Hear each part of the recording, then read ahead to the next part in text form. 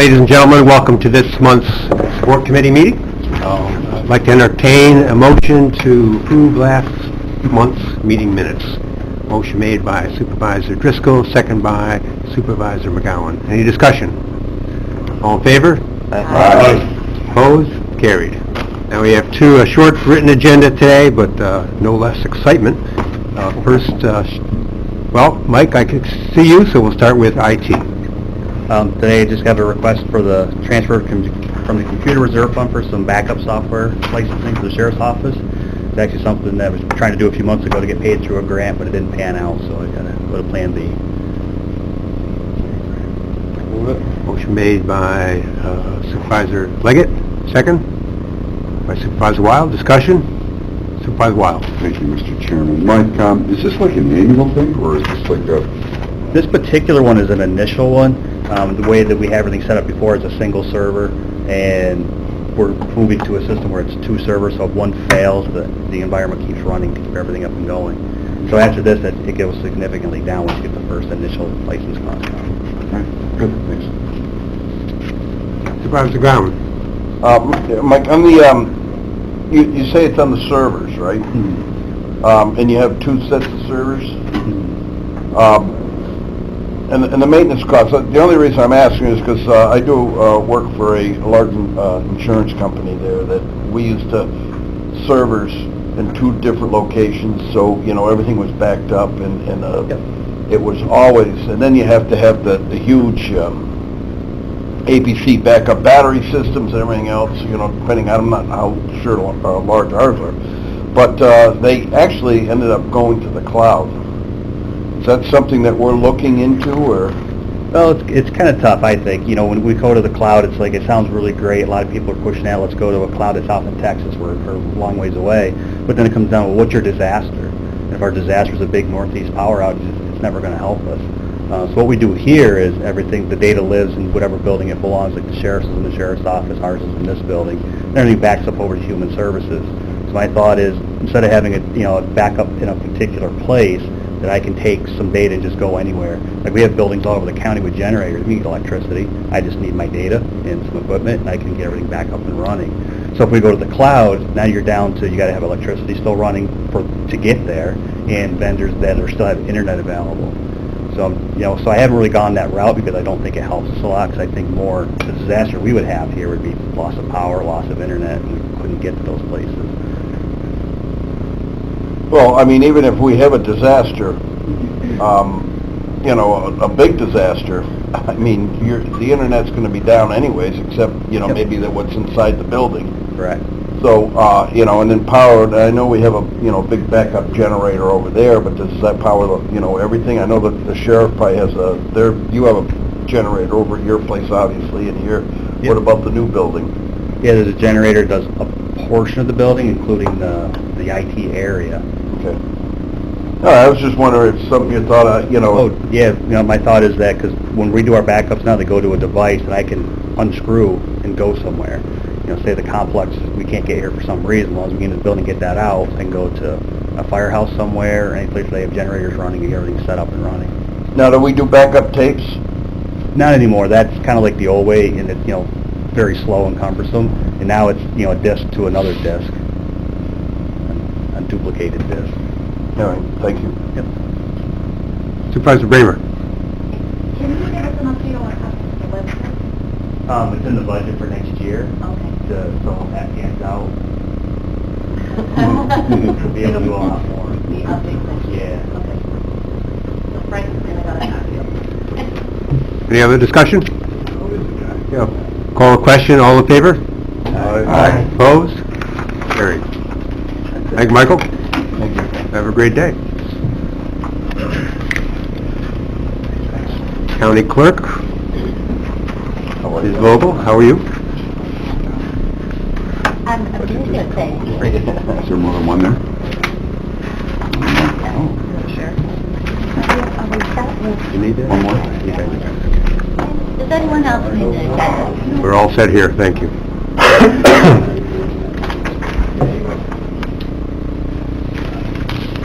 This morning, I'd like to present to you a request from the county clerk, DMV, office regarding a vacancy that has just come up. It came up last week. We have a resignation in DMV, grade 8 motor vehicle license reg clerk. Will be leaving the county and actually taking another position in the city of Glens Falls. We will be assigning the position. The candidate that we have is actually one that is formerly a civil service with us, with Warren County Motor Vehicle, had to leave for family medical, returned, and at that time we had restructured the office and we had a part-time position. The person went into the part-time, so full civil service, eligible list, has been all qualifications. She would be eligible to move into this position. The position in and of itself is absolutely vital to the operation of the county clerk's office, DMV.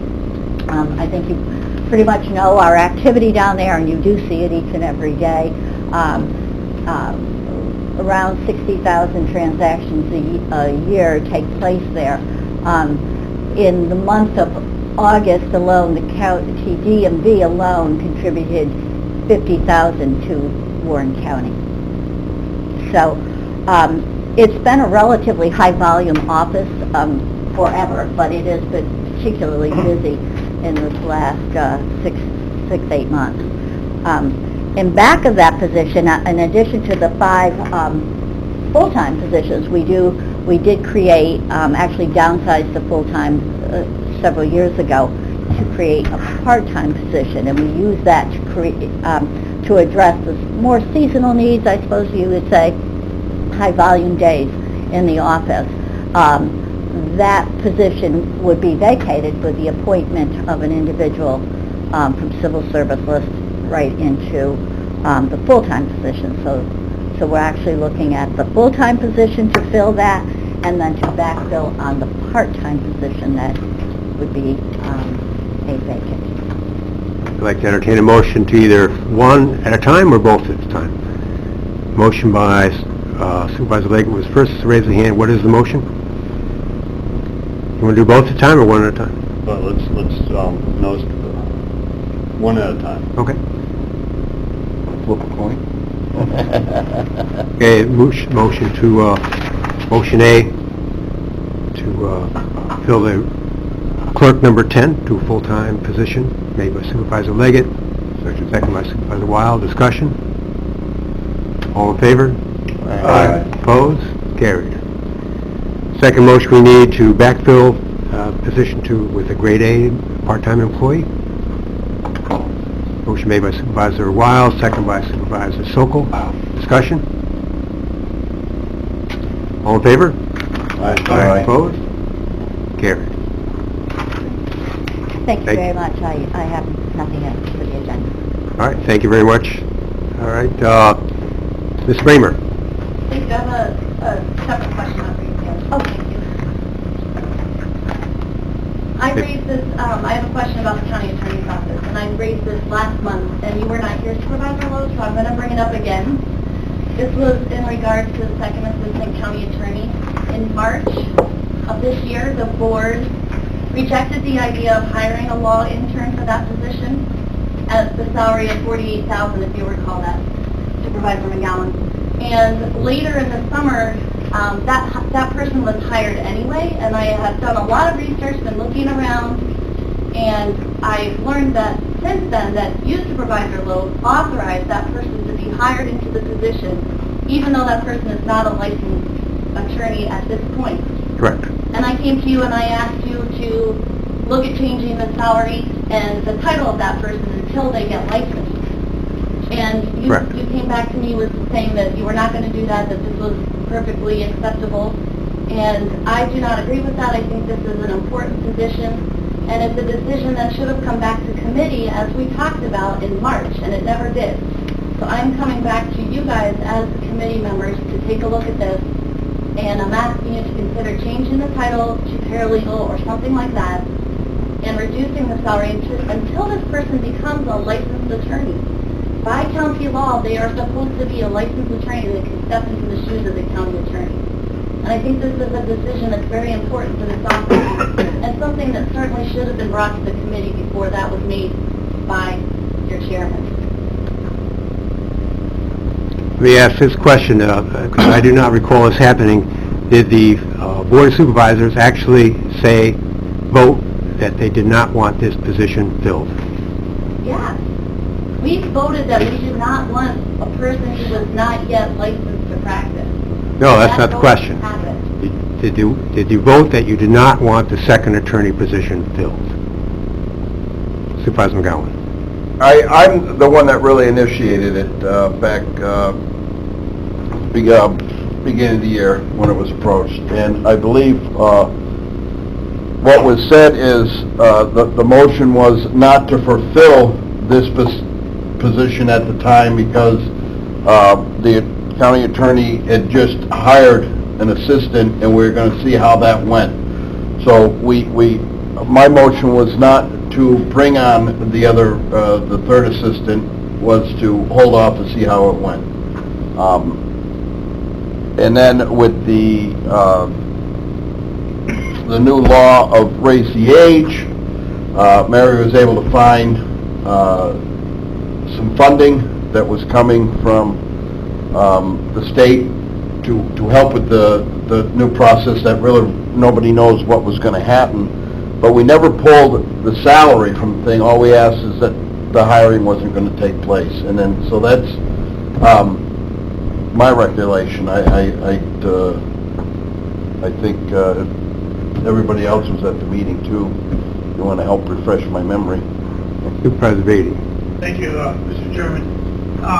For me, it's a common sense situation. If this committee and this board knew that we were hiring a second assistant at full second assistant salary, but was not a licensed attorney who could not fulfill the job requirements as a second assistant, it's my belief that it never would have gone through. Now, you may have approved it, maybe a few others, but this committee was never told that we're hiring a second assistant who doesn't have a license and can't fulfill the duties, but we're still going to pay that person full time.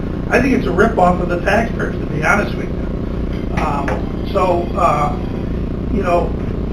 I think there's a common sense solution. I think it's should be acceptable to all of us, that we put this individual in as a paralegal pending the passing of a license to practice law in New York State. I mean, to me, that's common sense. Now, I don't care if there's a precedent before that they've done this, because, again, it's my contention that if this committee and the full board knew that a second assistant was in the position without having a license to actually practice the full job requirements, I don't believe this committee or this board would have approved that. That's just me. Now, this individual is getting the full salary for doing something that they can't perform. To me, that's a rip-off of the taxpayers, but that's me. Just one comment, Supervisor Leggett, then Supervisor Garrity. First, there is a structure within the New York State Judicial Code called Student Practice Order, which allows, under strict guidelines, for folks that have not reached the bar yet to practice under strict guidelines. And this personality we're talking about right now is working under that order at six, whatever the dollar amount is. Although we do have, I understand, we do have paid attorney or paid intern positions allowed, which was originally offered at considerably less, but that was rejected. So I'm a little confused why you want to, it was rejected, now you want to go back. But Supervisor Leggett. Well, thank you, Chairman. That's, without going through all the minutes, can't recall all the details, but I do believe it was brought before the committee to create the intern position for this purpose. That was rejected. The county attorney's office then did not have any other available slots to fill for to meet the demand. So the second assistant was filled. And correct me if I'm wrong on that, but because the intern idea did not pass committee, there was no other alternative to fill a position but with an already created, which this committee had done, created a position of second attorney assistant, and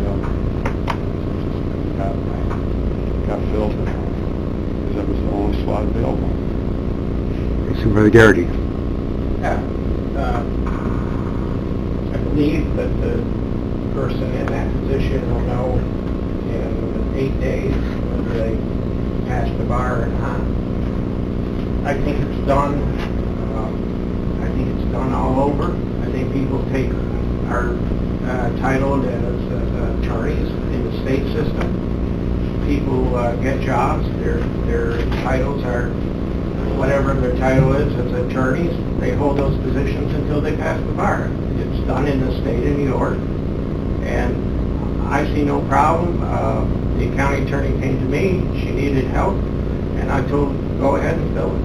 I believe it did pass through a committee chairman, and I don't think it's any secret we filled the position. So, and it is done in the state of New York, and I think you both know that. It's done in the state of New York.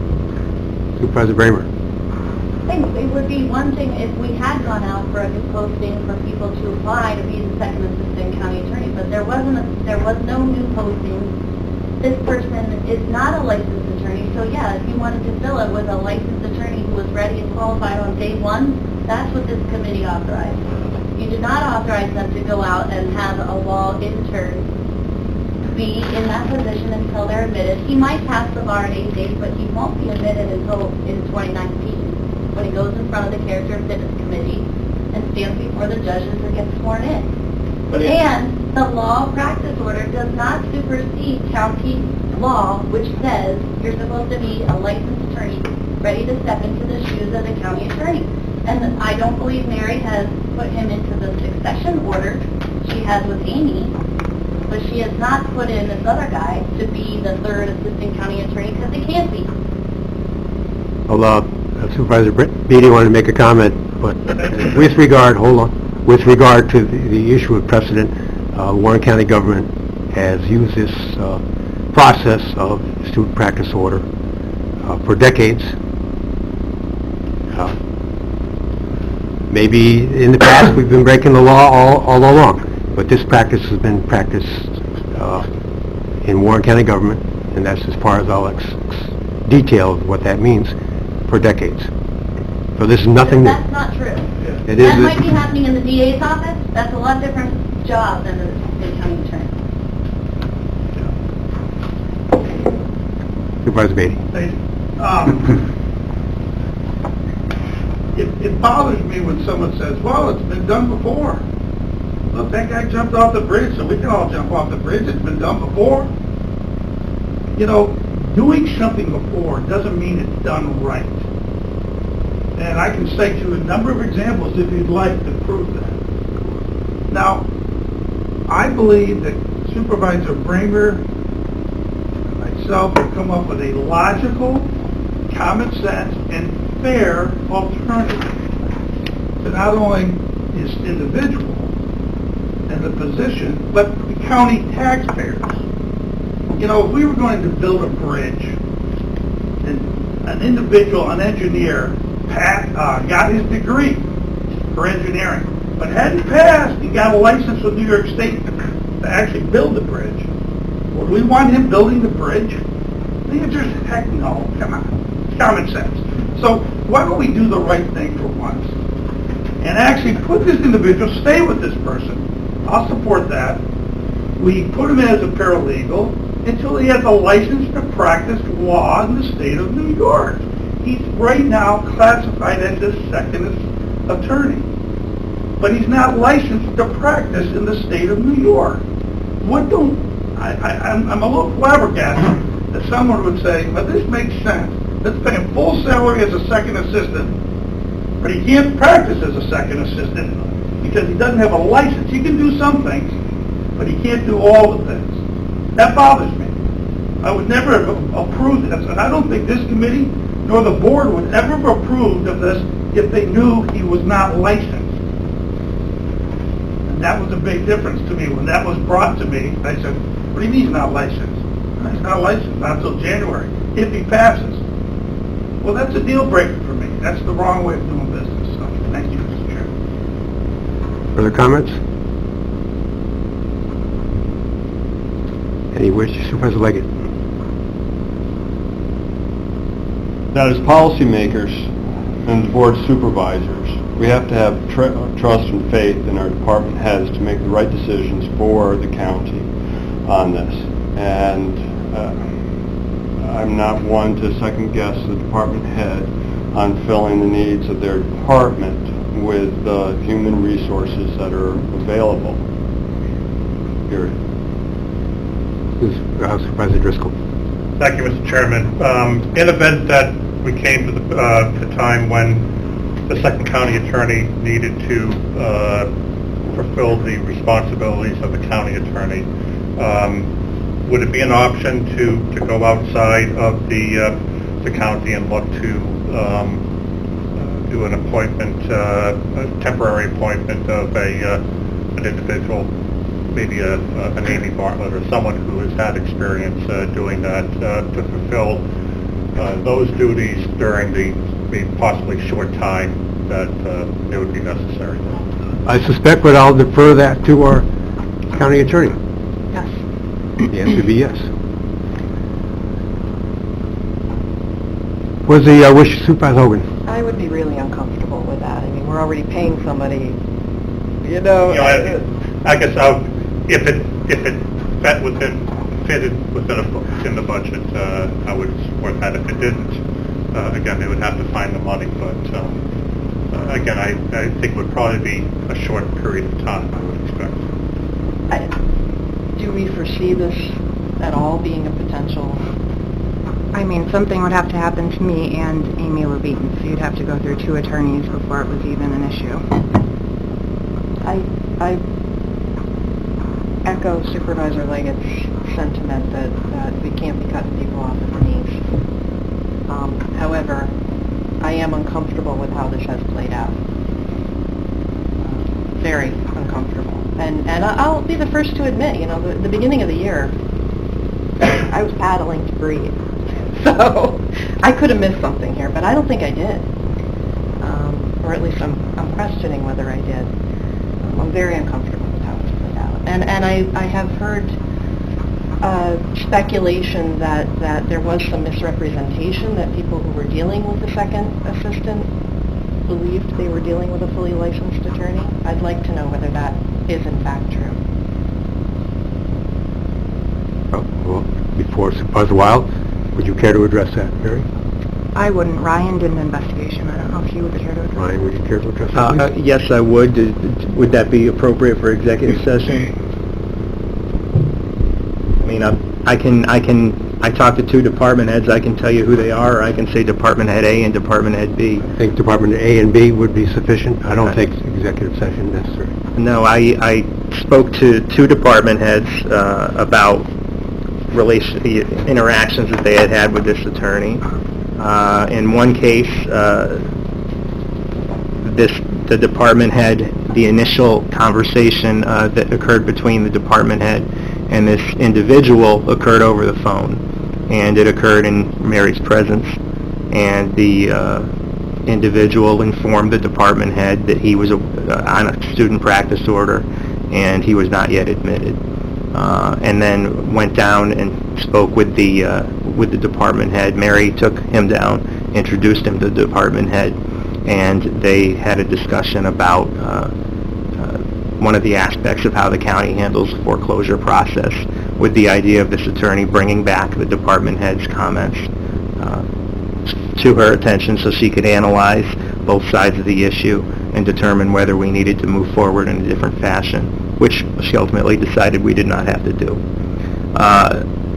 That was the sum and substance of one department head. There was an additional story that department head told me, in which the individual who's filling the second assistant position assisted with a difficult customer in the treasurer's office who claimed not to be subject to taxation, to property taxation.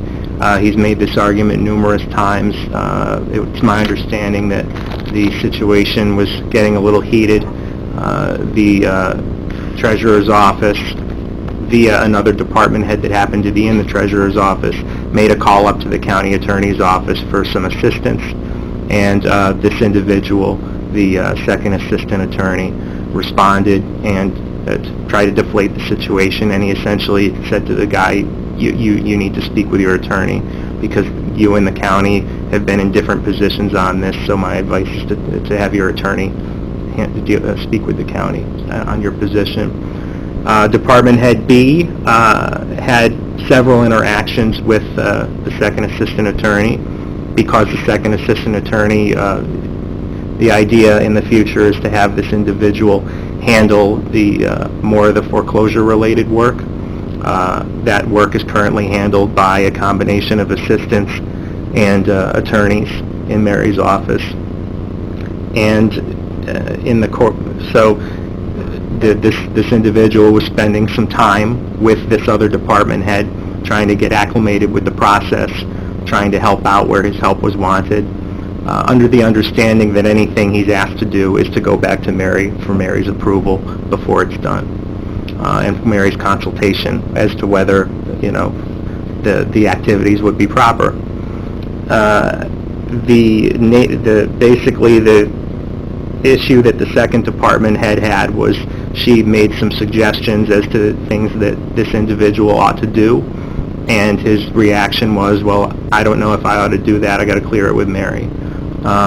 And perhaps it was an awkward conversation, but as far as I can tell from the instances that were related to me by those two department heads, which I then, each one of them, followed up with Mary to see if it was her understanding of the truth, I did not see any interaction reported to me that would have violated the practice order. Thank you, Ray. Thank you. Further discussion? Supervisor Wild. Mr. Chairman, thank you. I do recall some of the conversations, like Supervisor Hogan, being relatively new to the board. I listened to the discussions today, and I'm not sure what the issue is. Is it an issue of qualifications? Is it an issue of procedure? Or is it an issue of no confidence in our current county attorney? And I'm not really sure what we're after here. I do recall that we had a long discussion and we denied the temporary or part-time position. We basically left the county attorney no option. She needed help, she needed to find someone, so she hired someone based on her opinion about what she needed in the office, and the qualifications of the individual was there. What I'm hearing from our county administrators, there's no issue with the qualifications of this individual, other than the fact that he is yet to hear from the board in terms of whether he passed the test. So I'm thinking this is more of either a procedural issue, that we didn't get the results we wanted when we said don't hire this as a temporary position, or it's a position of no confidence in what Mary's doing and her decision process. So right now, I'm thinking that we have 8 days before we hear whether this individual is going to pass the board. To me, this seems like it's a non-issue right now. If they don't pass the board, then we have a reason to have a discussion. But right now, my sense is we should wait for the 8 days and get a sense of whether or not this individual passed the board, and then move forward. Supervisor Diamond. Thank you, Mr. Chairman. I've listened to several valid points on this discussion here. But my questions are relative to the process that was followed. I'd like to find out how many applicants there were. Can someone share that with me?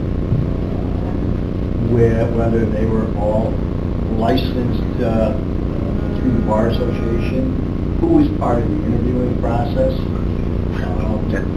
And the other question I have is in regards to the job title, is the job description require someone to be to pass the bar in order to serve as an attorney in Fulton someone share with me the process that involved to select this particular individual? Were there other candidates that were that already passed the bar that we passed over? Brian, perhaps? It's my understanding that the first assistant county attorney position was put out. There were 2 solicitations. Mary, correct me if I'm wrong about any of this. I'm drawing on my memory. There were 2 solicitations for that position, which at the end of the day resulted in the submission of 5 resumes. There were 3 interviews. We give our department heads the discretion to hire their staff. I'm not certain whether there were any supervisors involved in that process. It was before I was here. Mary would have to speak to that, but I would assume that it was Mary. And she decided that 2 of the 5 applicants were deficient in some way and did not get an interview. She interviewed 3. One of the interviewees was Amy, who got the position. Another one of the 3 was this individual who now has a second assistant position, who had experience in the Madison County Attorney's Office. Was there an additional county attorney's office, or just Madison? Just Madison. So based on that, he was a strong second out of the 3 that were interviewed in terms of his ability, Mary believed, to do the job. That position, being the first assistant attorney, was posted twice at a higher salary than what the second assistant attorney would have been posted at. And we're only talking about several weeks between the efforts to fill these 2 positions. So based on the fact that Mary put out the first assistant twice at the higher salary and only got the 5, and she reviewed the 5, the decision was made not to post the position for second assistant attorney, and just to go off of what she had already reviewed, because again, it would have been posted at a lower salary, and there's reason to believe we wouldn't have gotten any additional applicants beyond what we had already gotten. So my question then becomes, is that were any of the candidates that you received resumes or interviews already passed the bar? Yes. So why would you hire someone that hasn't completed or passed the bar over someone that's already passed the bar and you fulfill all your responsibilities that need be? I just don't understand the process. And the other question I have is, as far as the job description, is it in the job description that you need to be someone, an attorney that has passed the bar? Is that part of the job, your job description today? Do you want me to answer? No, it is not part of the job description. As a department head in an exempt position, I can make the qualifications for that position. In terms of the other applicants, I don't know if it's appropriate to discuss those in public session. If you would like me to, I can. Well, one of them was hired. My question, Mr. Chairman, is more relevant to whether the other applicants already were licensed and capable of practicing all, and fulfilling all of the functions that would be necessary in case the county attorney couldn't do her job. That's kind of what my question is. I'm not going to get into the details of why you selected, but someone that was already licensed and passed the bar, wouldn't that make more sense than someone that you're hoping is going to be able to accomplish that in a period of time?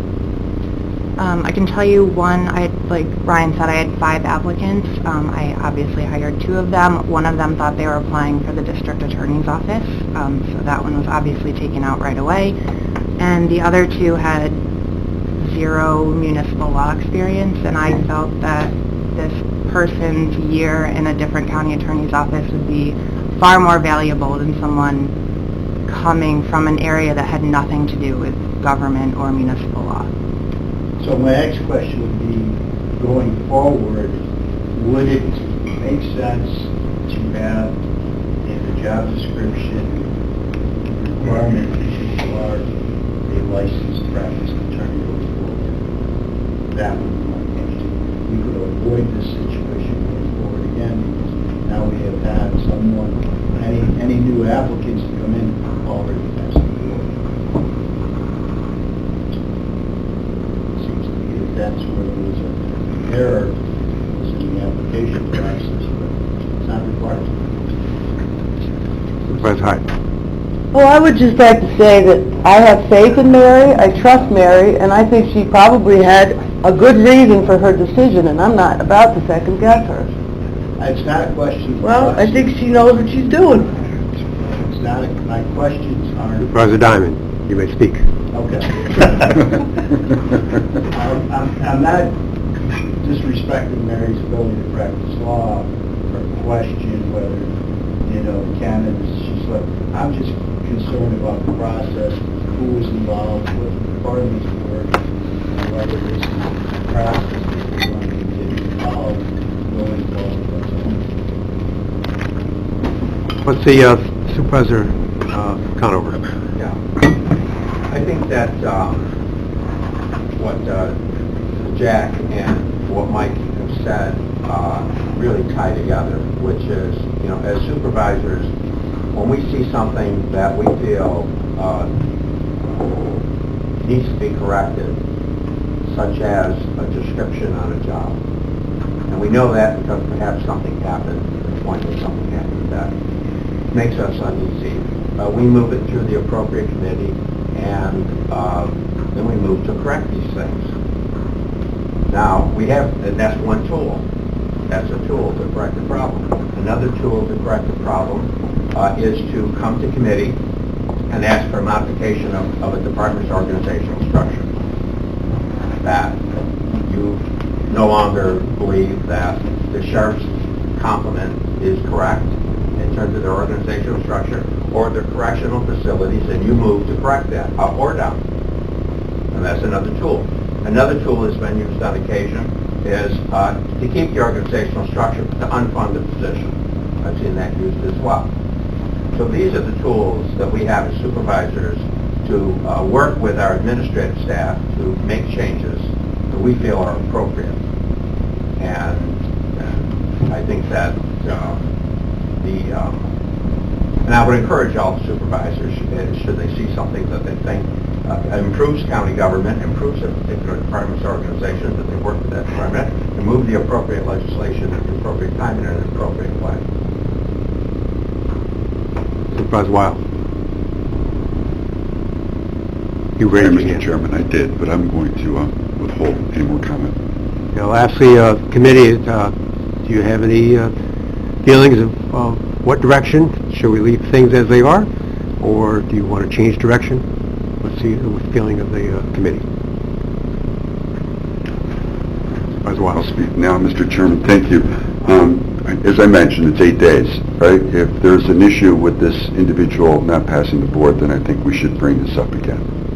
If they pass the boards, then it's a moot point, and it's a procedural issue that maybe has to come through personnel or something like that. But my recommendation is to just table this discussion until we find out whether or not this individual is going to pass the board. Supervisor Sokol concurs, Supervisor Hogan concurs, Supervisor Hyde concurs, Supervisor McCollum concurs. Supervisor Leggett or Driscoll? All concur. Okay, feeling of the committee to hold, and if anything untoward happens over the next month, then we'll address it at a future meeting. Any other discussion for the support committee? I'll entertain a motion to adjourn, please. Motion made by Supervisor Wild, second by Supervisor Sokol. All in favor? Aye. Opposed? Carried. We are adjourned. Thank you very much.